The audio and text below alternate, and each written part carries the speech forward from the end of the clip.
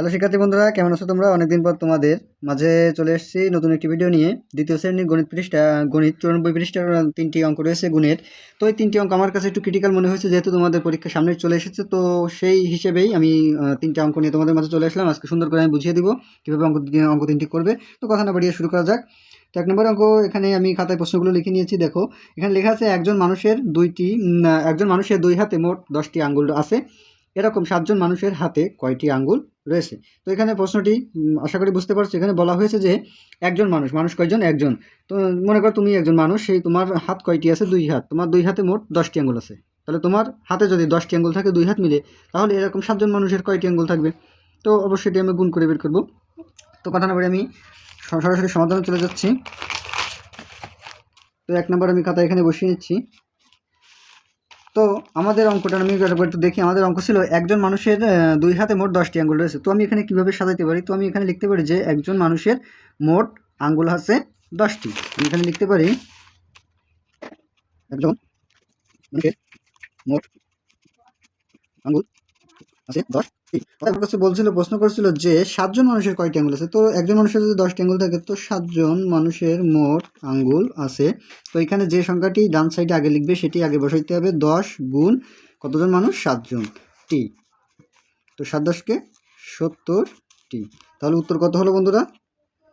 উত্তর হলো 70টি আঙ্গুল। আশা করি 1 নম্বর অঙ্ক তোমরা বুঝতে পারছো। এবার আমি চলে যাচ্ছি 2 নম্বর অঙ্কে। তো 2 নম্বর অঙ্কটি একটু ক্রিটিক্যাল, একটু বোঝার চেষ্টা করবে। এখানে বলা হয়েছে 3 জন ছাত্রকে 5টি, কতজন ছাত্র? 3 জন ছাত্রকে 5টি, একটু মার্ক করে রাখি।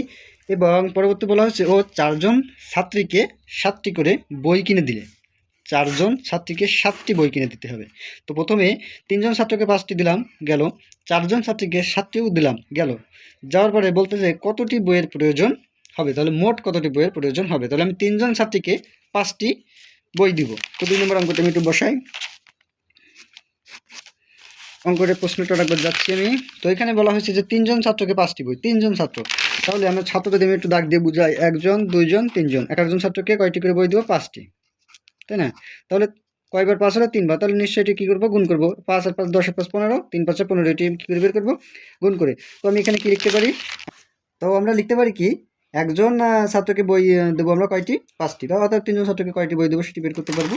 তাহলে আগে আমাদের জানি গুণের ক্ষেত্রে একজনের মান আগে বের করতে পারলে যে কয়জনের মান বের করতে পারলে সেটি বের করতে পারবো। তো আমি লিখবো একজন ছাত্রকে বই দিল কয়টি? 5টি। তাহলে কতজন ছাত্র? 3 জন। 3 জন ছাত্রকে বই দিল 5 গুণ 3টি সমান 3 5 15টি। এবার আমাদের অঙ্ক কিন্তু এখনো শেষ হয় নাই। পরবর্তী অঙ্ক বলেছে 4 জন ছাত্রীকে 7টি বই দিল। তাহলে প্রথম অংশ বের করলাম, দ্বিতীয় অংশ বলা আছে 4 জন ছাত্রীকে 7টি বই। তাহলে এক একজন ছাত্রীকে কয়টি করে বই দেওয়া হলো? এক একজন ছাত্রীকে বই দেওয়া হলো 7টি, অর্থাৎ 4 জনকে কয়টি দিলাম সেটি বের করব। তো ওখানে লিখব একজন ছাত্রীকে বই দিল 7টি, অর্থাৎ কতজন ছাত্রী? 4 জন। তখন লিখব 4 জন, 4 জন ছাত্রীকে বই দিল 7 গুণ 4টি, 428টি। আমাদের প্রশ্ন কিন্তু এখনো শেষ হয় নাই। 2টা অংশ বলছিল, 2টা অংশ আমাদের করা শেষ। এবার বলতেছে কতটি বইয়ের প্রয়োজন হবে। তাহলে দুইজনের কতটি বই আমরা দিলাম, আমরা 2 জন ছাত্রছাত্রীকে মিলে আমরা এত কয়টি বই দিলাম, তাহলে 2 জনকে কয়টি বই দিয়েছি সেটা যদি আমরা একসাথে করি তাহলে আমরা বুঝতে পারবো মোট কতটি বই লাগবে। তাহলে যদি একসাথে করা হয় তাহলে কী করে বের করতে হয়? অবশ্যই যোগ করে। তো আমি এখানে লিখতে পারি ছাত্রকে বই দিল, মোট বই দিল 15টি, এখানে লিখেছি। এবার ছাত্রীকে দিছি, ছাত্রীকে বই দিল কয়টি? এই 28টি। এবার তলে দাগ দেবো, এখানে যোগ চিহ্ন দিব। 8 আর 5 বন্ধুরা কত হয়? 8 9 10 11 12 13, 13 3 হাতে আছে আমাদের 1, 2 আর 1 3, 3 আর 1 4। ঠিক। তাহলে প্রশ্ন বলছিল যে মোট কতটি বই লাগবে। দেখি প্রশ্নটা কি বলছিল। হ্যাঁ, কতটি বইয়ের প্রয়োজন হবে। তো লিখব মোট বইয়ের প্রয়োজন হবে, অর্থাৎ মোট বইয়ের প্রয়োজন হবে এতটি। কিন্তু এবার আমাদের সর্বশেষ উত্তর বের হলো উত্তর 43টি। এই অঙ্কটা একটু ক্রিটিক্যাল, তো আশা করি তোমরা বুঝতে পারছো। আমি সহজে বোঝানোর চেষ্টা করছি। পরবর্তী অঙ্ক নম্বর যাই। বলা আছে 4 টাকা দরে 7টি লিচু। কয় টাকা দরে? 4 টাকা দরে। আগেরবার যেমন ছিল 3 জনকে আমরা 5টি বই দিচ্ছি, একই নিয়ম। এবার 6 টাকা দরে 8টি আমরা। কয় টাকা দরে? 6 টাকা দরে। এবার 9 টাকা দরে 5টি। এবার কিন্তু 3টা অংশ বের করতে হবে। আগে আমাদের 3টা অংশ বের করতে হবে, তারপরে আমাদের একসাথে যোগ করতে হবে।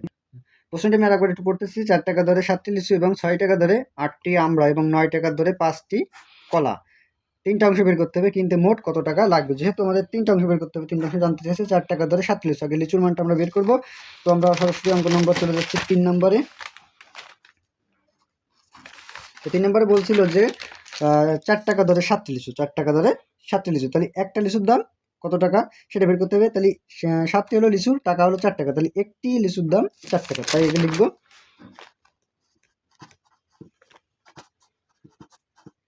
একটি লিচুর দাম 4 টাকা। তাহলে অর্থাৎ কয়টি লিচু আছে এখানে? 7টি লিচু। 7টি লিচুর দাম 4 গুণ 7 টাকা, তাহলে 428 টাকা। তাহলে আমাদের লিচু কিনতে কত টাকা খরচ হবে? 28 টাকা খরচ হবে। তাহলে আমাদের লিচুর মানটা বেরিয়ে গেল। এবার হলো 6 টাকা ধরে 8টি আমড়ার দামটা বের করতে হবে। তাহলে কত টাকা ধরে? 6 টাকা ধরে। তাহলে একটি আমড়ার দাম আগে বের করতে হবে। একটি আমড়ার দাম 6 টাকা। তাহলে লিখবো একটি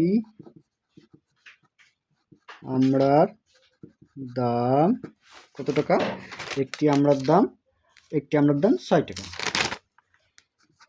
6 টাকা। তাহলে অর্থাৎ কয়টি আমরা বের করতে হবে আমাদের এখান থেকে? 8টি আমড়ার দাম 6 গুণ 8 টাকা, 6টা 48 টাকা।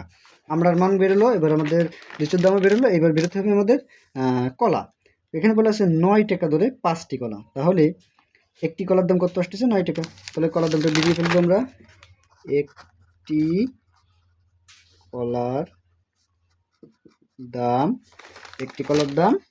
একটি কলার দাম হলো 9 টাকা। তো 9 টাকা। আর গুণের সময় অবশ্যই একের মানটাকে বের করতে হয়। তো আমরা একের মানটা বের করলাম। একটি কলার দাম 9 টাকা। অতএব কয়টি কলার এখানে দেওয়া আছে? 5টি কলা। এই যে 5টি কলা, তাহলে 5টির দাম বের করব। 5টি কলার দাম 9 গুণ 5 টাকা। তাহলে 5 নং 45 টাকা। গুণের সময় তোমরা সকল গুণ লিখে করবে, তাহলে পরবর্তী বড় ক্লাসে উঠলে তোমাদের সুবিধা হবে। এইবার দেখো তিনটার দামই কিন্তু আমরা মোট দাম, এই একটির দাম, এটি হলো লিচুর দাম, আমড়ার দাম এবং কলার দাম বের করে নিলাম। এখন এই তিনটার দাম বলছে কি মোট কত টাকা লাগবে। এখন মোট বললেই যোগ করতে হবে। গুণের কাজটা শেষ করে এখন আমাদের যোগ করতে হবে। তো মোট কত টাকা লাগবে সেটা আমরা এখন লিখবো। তো প্রথমে লিখবো লিচুর দাম। লিচুর দাম 28 টাকা। আবার আমড়ার দাম মোট দুটি বেরিয়েছে 48 টাকা। আবার কলার দাম 45 টাকা। তো মোট কত টাকা? মোট বলতে যোগ করতে হবে 8 আর 8 16, 16 আর 5 17, 18, 19, 20, 21, 21-এর 1 হাতে আছে আমাদের 2, 4 আর 2 6, 6 আর 4 10, 10 আর 2 12। তো এখানে লিখবো 12 টাকা। তো প্রশ্ন কি বলছিল আমাদের? প্রশ্ন বলছিল মোট কত টাকা লাগবে। এখানে লিখবো মোট লাগবে এত টাকা। তাহলে উত্তর 121 টাকা। তো আশা করছি তোমরা অঙ্কটা বুঝতে পারছো। এটা অঙ্কটা একটু ক্রিটিক্যাল ছিল। তো আমি পরীক্ষার আগে আরও কিছু অঙ্ক তোমাদের গুরুত্বপূর্ণ অঙ্কগুলো সমাধান করে দেখাবো। তো আজকের ভিডিও পর্যন্ত, ভালো থেকো তোমরা।